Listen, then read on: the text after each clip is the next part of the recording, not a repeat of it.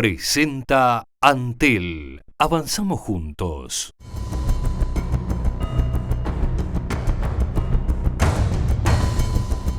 Héctor Amodio Pérez es uno de los eslabones perdidos del pasado reciente. Fue uno de los fundadores del Movimiento de Liberación Nacional Tupamaros, donde forjó su prestigio como uno de los más arriesgados comandantes que lideró los más resonantes golpes militares de la guerrilla. En mayo de 1972 fue detenido y en el cuartel del Batallón Florida comenzó a tejer y a tejerse la leyenda negra de su traición. Aunque el MLN nunca dio detalles de qué personas o locales cayeron por su delación, hubo testimonios que lo ubicaban en camionetas del ejército, delatando gente por la calle. Mientras que otros líderes tupamaros comenzaban una larga y dura prisión, Amodio consiguió que los militares le dieran a él y a su pareja, la guerrillera Alicia Rey Morales, un salvoconducto hacia España, donde su rastro se perdió por 40 años. 4 décadas después de aquellos años de plomo, un supuesto Amodio envió cartas a varios medios de comunicación que no las publicaron al no confirmar su identidad. Hasta que el diario El Observador publicó en su página web 15 preguntas dirigidas al misterioso corresponsal y este hizo un contacto directo y envió una foto. El mito estaba casi al alcance de la mano. Hace unos días, Amodio Pérez recibió en Madrid al diario El Observador y al programa En la Mira y puso fin a 40 años de silencio.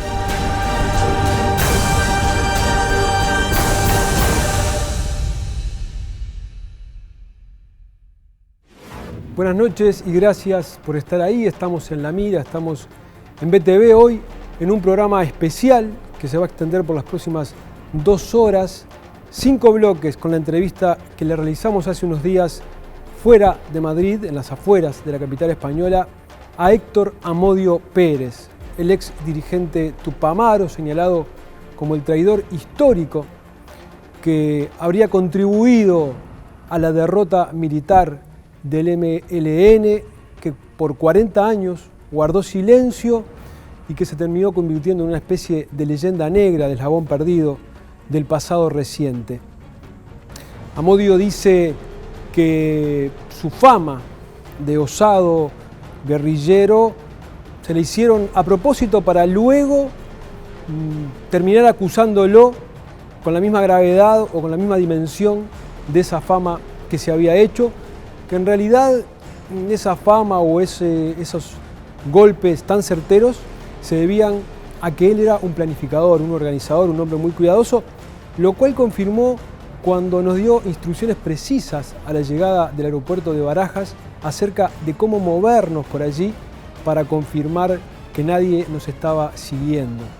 En este primer bloque vamos a hablar con Amodio Pérez sobre sus inicios en la organización guerrillera. Vamos a ver.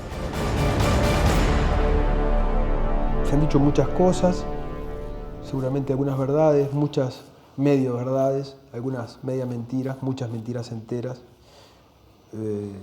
cosas difíciles de documentar, otras quizás no tanto, pero hay un hecho concreto que es historia, que es histórico, y es que apenas un año después de fundado el Movimiento de Liberación Nacional, en el año 68, Raúl Sendic, Eleuterio Fernández Huidobro y Héctor Amodio Pérez, es decir, usted, integran el ejecutivo del Movimiento de Liberación Nacional Tupamaros. O sea, en ese momento usted estaba en la cumbre de la dirección. Y a partir de esto quiero preguntarle, ¿por qué usted se hace tupamaro? ¿Qué es lo que buscaba en aquel momento? ¿Qué es lo que soñaba? ¿Qué es lo que lo llevó a tomar las armas? Pues la razón es muy simple. Nosotros formamos parte de una generación que se decantó por la lucha armada porque nos encontramos con que la vía electoral estaba cerrada para la izquierda. Existía la ley de lemas, por la cual solo los partidos tradicionales, el Partido Blanco y el Partido Colorado, podían acceder al gobierno de la nación. La izquierda había pasado por toda una serie de experiencias electorales, todas fracasadas, y nos encontramos en 1959 con el triunfo de la Revolución Cubana. Y nos encontramos con una situación de crisis económica y crisis social que nos hace pensar que en el Uruguay podíamos llevar a cabo una revolución política y social similar a la cubana, que nos permitiera sacar a la clase trabajadora, a las clases, digamos, proletarias del Uruguay, de la situación en la que se encontraba. Por eso formamos el MLN. Pero no decidimos formar el MLN, decidimos organizarnos para empezar a trabajar, para crear en un futuro un grupo político que llevara adelante la lucha armada para cambiar la estructura política en el Uruguay. Pero ustedes se alzaron contra una democracia. Una democracia que se puede llamar democracia solo en la forma. Había elecciones cada 4 años. Como ahora. Pero la situación era completamente diferente. Teníamos las cartas de intenciones firmadas por los ministros blancos, por Assini, el primero, un sojuzgamiento total al Fondo Monetario Internacional, al Banco Interamericano de Desarrollo. Charlone, ministro de Hacienda, era funcionario del BID. Se legislaba bajo un régimen de medidas prontas de seguridad. Yo creo que hablar de que era un régimen democrático, era democrático entre comillas. La crisis bancaria, la crisis de la industria frigorífica, los conflictos sociales estaban ahí, no los inventamos nosotros. Yo se lo comentaba fuera del micrófono, de que luego vamos a hablar de todo lo que llevó a sus compañeros, sus ex compañeros a defenestrarlo. Y a pesar de eso, digamos, a pesar de esos conflictos, a pesar de la distancia que los terminó separando, usted, en los aspectos sustanciales de aquellas cosas, sigue razonando como un Tupamaro. Digamos, a usted se le podría señalar la misma falta de autocrítica que se le señala a Zabalza, a Fernández Huidobro. ¿Sigue pensando de aquellos episodios de la misma manera hoy que...? No. Yo no sé, no voy a opinar de lo que opina Zabalza hoy acerca de la situación en el Uruguay. Yo creo que las situaciones son completamente diferentes. Yo sigo pensando que los conflictos sociales siguen existiendo, las diferencias de clases se siguen dando, lo que pasa es que tienen hoy otra forma. Entonces, yo no pienso hoy, no puedo pensar hoy que la solución de los problemas del Uruguay o de América Latina o de África esté por la lucha armada. Por ahí. No, pero yo no me estoy refiriendo a eso, me estoy refiriendo a que usted hoy, digamos, pensando en lo que hicieron y en las consecuencias que eso tuvo, que después iremos sobre algunas de esas consecuencias, ¿usted no hace una autocrítica de aquello? Sí. Y no me estoy refiriendo a la autocrítica, que también luego vamos a ir sobre la crítica que usted le hacía al movimiento sobre aspectos puntuales. No, estoy hablando del proyecto grande, digamos, del proyecto macro, del proyecto foco, del proyecto MLN. ¿Usted no hace una autocrítica hoy diciendo, pucha, nos equivocamos? No puedo hacer eso, porque tenemos que analizar el nacimiento del MLN, lo que después desemboca en el MLN, en el contexto en que se da. No podemos hoy, en el siglo XXI, en el año 2013, analizar con lo que sabemos hoy, con la experiencia que tenemos hoy, aparte de las ideas del conocimiento y de la realidad de 1960 o 62. Es completamente diferente. Nosotros estábamos instaurados en el año 1962. Entonces, en ese momento, las condiciones que se daban eran las nuestras, eran las que eran. Que no fue un invento nuestro. Lo mismo pasó en Brasil, lo mismo pasó en Chile, lo mismo pasó en Perú, lo mismo pasó en Bolivia. O sea, el MLN no fue un hecho aislado. El MLN se inscribe en unas condiciones políticas y sociales determinadas, que no son las de hoy. Yo puedo hacer mi autocrítica, pero no puedo desvincularme de que cuando yo decido actuar de determinada manera, lo hice metido en esa realidad, no en la de hoy. Claro, hoy podemos decir, pues sí, nos equivocamos, pero ¿en base a qué nos equivocamos? A lo que sabemos hoy, no a lo que sabíamos y pensábamos hace 40 años o 50 años. Yo sé que es muy difícil y a veces no es válido hacer suposiciones sobre lo que hubiera pasado, sí, digamos, ¿no? Pero luego que usted fue conociendo más a fondo las características de ese movimiento que usted integraba, ¿no? Si hubieran triunfado en lugar de haber sido derrotados, ¿usted alguna vez reflexionó qué hubiera pasado con el país si ese movimiento hubiera triunfado? ¿Hizo el ejercicio mental de pensar? Lo que pasa es que no podíamos haber triunfado. De la misma manera, si hubiéramos conseguido derrocar a un gobierno, cualquiera, el que fuera, el de Pacheco o el de Ferreira Aldunate, si hubiéramos conseguido hacerlo, alguien se habría encargado de que esa experiencia no fuese adelante, como le pasó a Allende en Chile. ¿Eso usted lo dice hoy o lo pensaba también en aquel momento?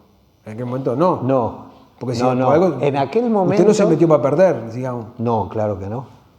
Claro que no. Lo que pasa es que a partir de junio, julio del 72, yo empiezo a ver que no teníamos posibilidades reales de triunfar. No teníamos. Porque además nunca hicimos nada para triunfar. Que ese es uno de los temas que son tabú, que no se hablan. ¿A qué se refiere? Que nosotros preconizábamos la lucha armada y nunca constituimos un ejército. El MLN nunca tuvo posibilidades reales de enfrentar a nadie, porque yo, que fui responsable militar de la columna 15, en mi vida pude haber disparado 8, 9 tiros. ¿Eso fue lo que usted disparó, dice? Sí. Y como yo, todos. ¿Usted mató a alguien? No. No tuve necesidad. Si hubiera tenido, a lo mejor lo hubiese hecho, como lo han tenido que hacer otros. Usted dice que militarmente, para hacer un movimiento armado como era, militarmente carecía de las armas. De las armas. Claro. Y de la formación. Nosotros encaramos un tipo de acciones que eran más de tipo propagandístico que militares, a no ser el golpe de la Marina, cuando se asalta el centro de instrucción de la Marina, que nos llevamos un montón de armas, un montón de municiones, que después poco a poco se fueron perdiendo, pero que nunca llegaron a usarse. ¿Y las demás acciones armadas usted no las inscribe?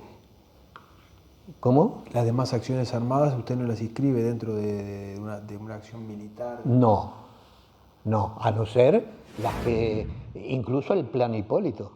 El Plan Hipólito se decide como una acción de justicia revolucionaria, no de toma de poder. Esa es una de las falacias que se ocultan, que no se dice cómo se decide el Plan Hipólito y para qué. ¿Y para qué? Después, cuando se ve las consecuencias que el Plan Hipólito ha tenido, entonces vienen las críticas, las autocríticas y las justificaciones. Incluso se dice que el MLN cayó en una emboscada que le tienden las Fuerzas Armadas, como si por favor, el Plan Hipólito lo decide el MLN con una acción de justicia revolucionaria porque se secuestra a Bardesio y Bardesio dice los escuadrones, los grupos Casa Tupamaro los integran fulano, fulano, fulano, fulano y el MLN decide actuar contra ellos. No hay emboscada que valga. ¿Quién decidió el Plan Hipólito? El Ejecutivo que dirige al MLN a partir del 16 de marzo de 1972. ¿Que lo integraban? Lo integraban Candán, Rosenkopf, el Ñato Fernández Huidobro y Marenales. Ese es el Ejecutivo que decide el Plan Hipólito. ¿Usted lo considera desde el punto de vista militar un error el Plan Hipólito? Por la forma en que se hace. ¿Usted se opuso a eso? No pude, yo estaba preso. Yo estoy en Punta Carreta planificando lo que es la segunda fuga. Fernández Huidobro y Rosenkopf posteriormente tuvieron una opinión crítica sobre ese... Sí, pero ellos fueron los que lo deciden. Esa es la justificación posterior. El Plan Hipólito es una acción de una gravedad tal que se pretende hacer creer que no la decidió nadie, por la forma en que se hace. No se prevén las consecuencias. El MLN desencadena una serie de acciones que son fundamentales en ese momento. Son de una gravedad que no se previó. Se siguió actuando como si nada, como si no fuese a pasar nada. ¿Cómo te vas a cargar a media docena, o a 4, a 5, a 6, a algunos jerarcas del Estado, otros jerarcas policiales? Y por la tarde vas a seguir funcionando como si nada hubiera pasado. Era de esperar que la represalia fuera... No, nadie esperaba represalias. Y eso fue un error. Desde luego. No solo por la represalia en sí.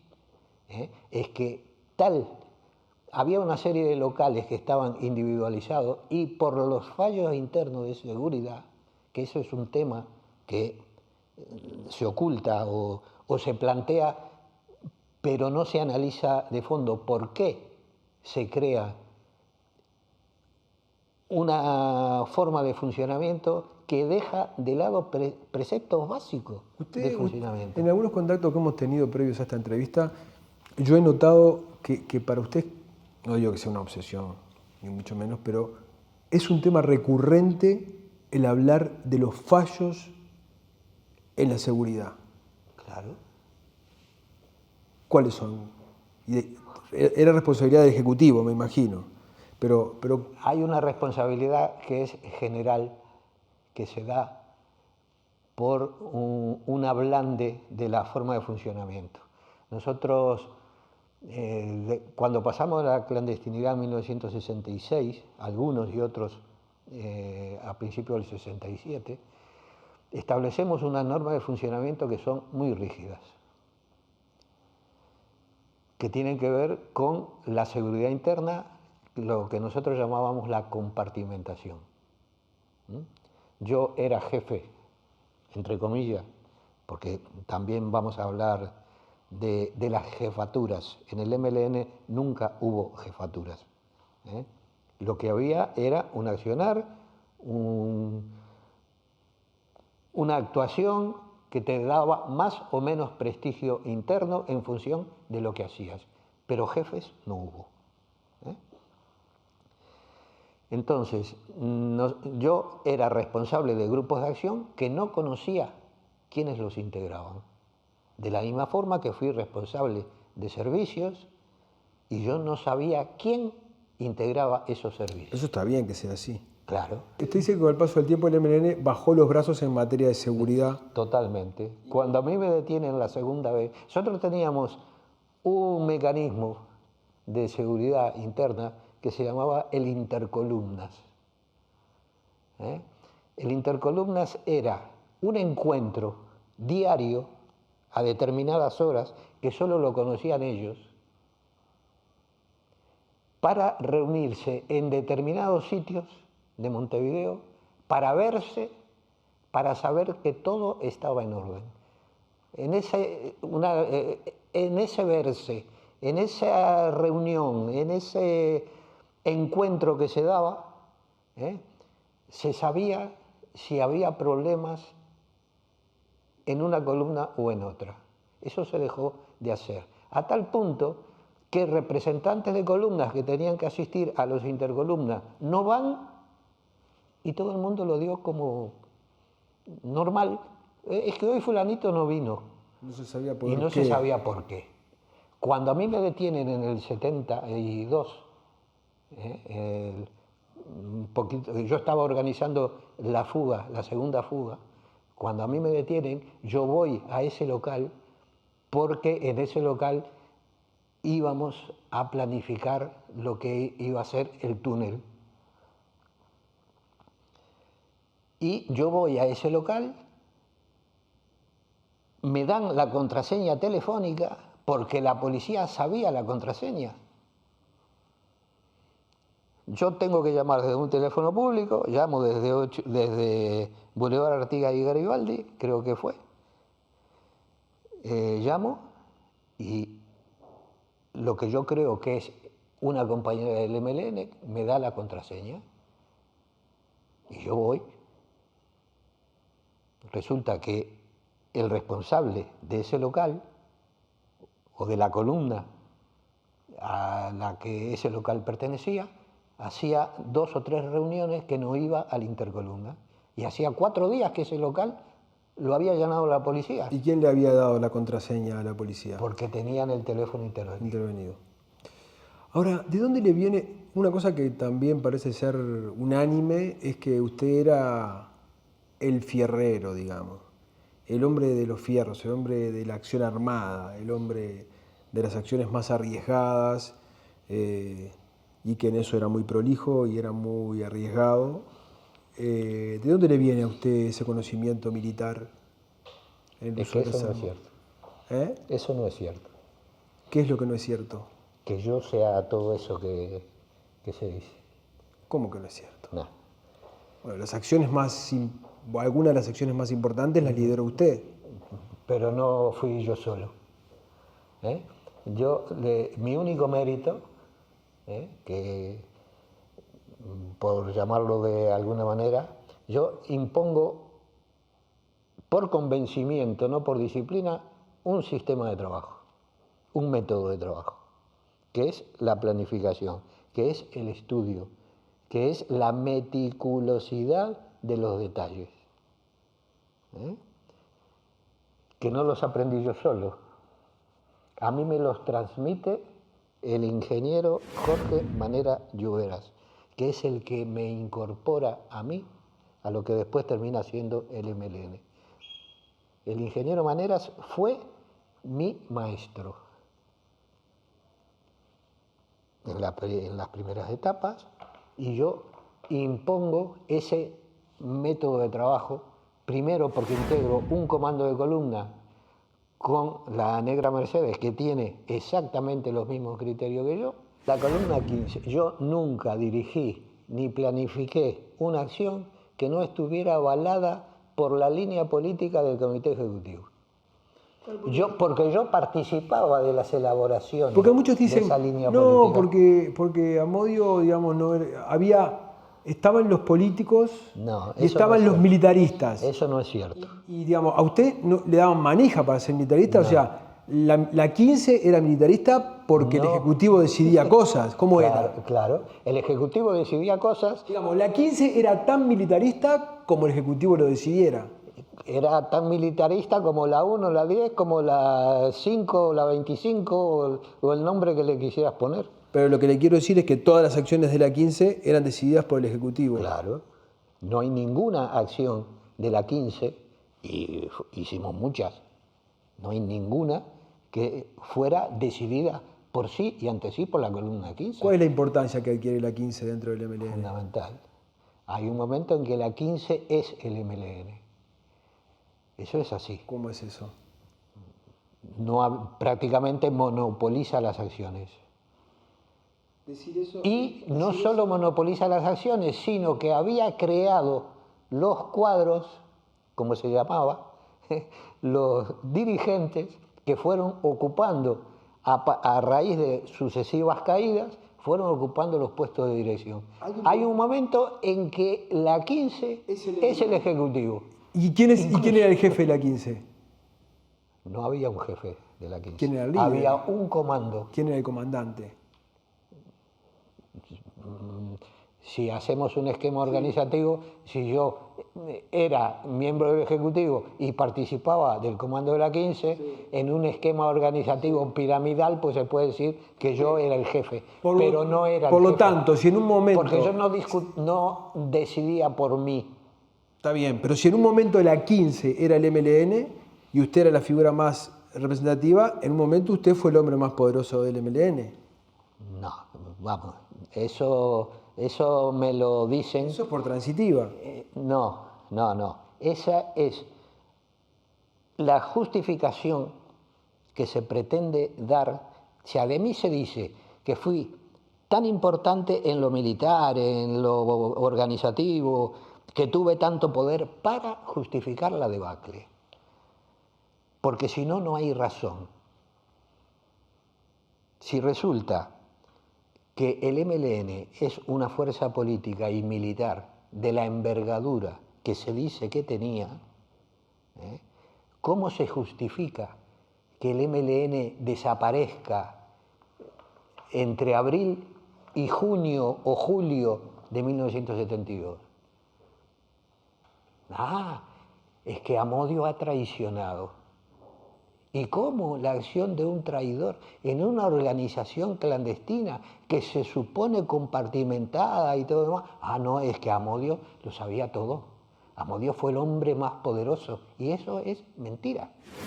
Ni fui el más audaz, ni fui el más fierrero, ni fui el más arriesgado, porque no arriesgábamos nada. En las acciones de la 15, el riesgo que se corría era mínimo, porque las planificábamos bien. Ese es mi único mérito, haber creado gente con un espíritu de trabajo que fue continuista, que se fue transmitiendo,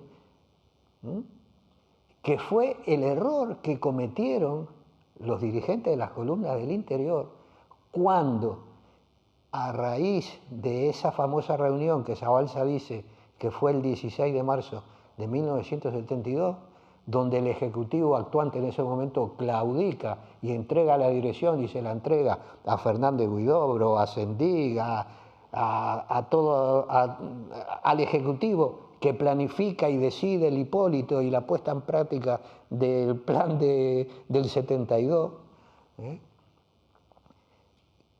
creyeron que llevándose al interior a cuadros, a militantes de la columna 15, tenían resuelto el problema del accionar en el interior. Y ahí es cuando se llevan a Aníbal de Lucía y a cuánta gente pudieron.